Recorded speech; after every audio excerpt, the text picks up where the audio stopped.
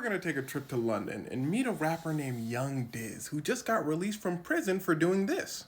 I'll give you a second. Now I know what you're thinking, how could he possibly get released? Well, let me explain. See, Young Dizz had a problem. He was always getting into trouble for attempted and having, which you absolutely cannot have in London. So the police was always watching him, especially because of what he rapped about, pure and utter violence. Details about the stuff he did, supposedly. But whether he did these things or not, his lyrics were enough to give him the nickname the Devil.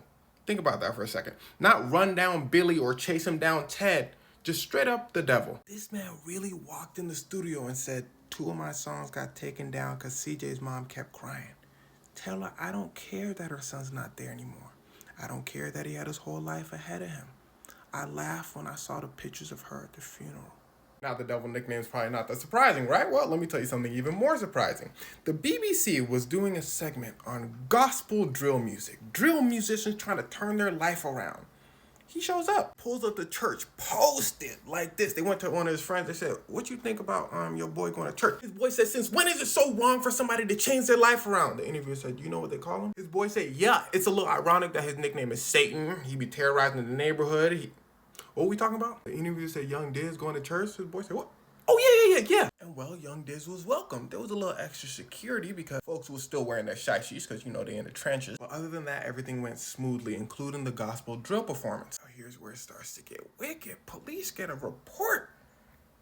This report. So they call Young Dizz. They said, Young Dizz said, the police said, come here. So he pulls up. He said, how y'all know it was me? They said, you posted on Snapchat. He said, I did. Let me see.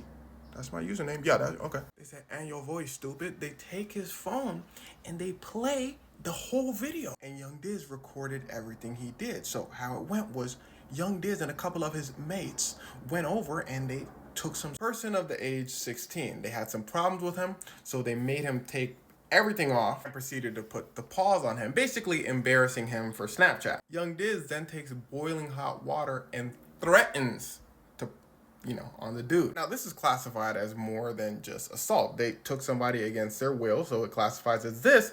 And this, because of all the little extra stuff they're doing, making him take everything off, cruel and unusual punishment, that type of stuff classifies as this. So they said, we're giving you 23 years. Young Dizz's lawyer walked in and said, hold on.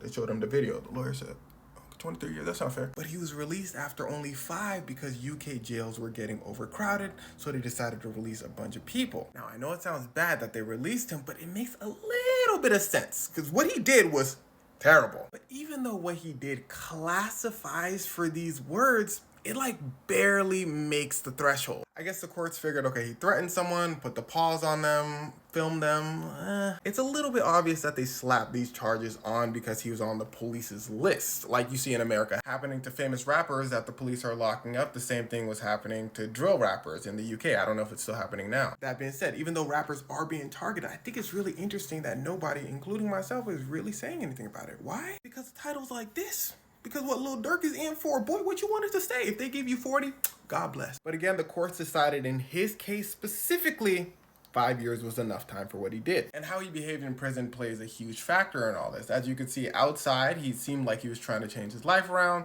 So the courts were like, he didn't do anything inside. Maybe he's, following God. And this is what I'm gonna need from my folks in the UK. I need y'all to tell me who is y'all's wildest drill rapper, because we got King Von. So when I was reading the stuff Young Dizz did, I was like, that's not good, but they still debating about how many people King Von. They said, well, in this song, he talked about 3 people, so add that to the total. Is that 8? No, it's 9. Bro, so give me the wildest London drill rapper in the comments, because I heard South London be wildin'.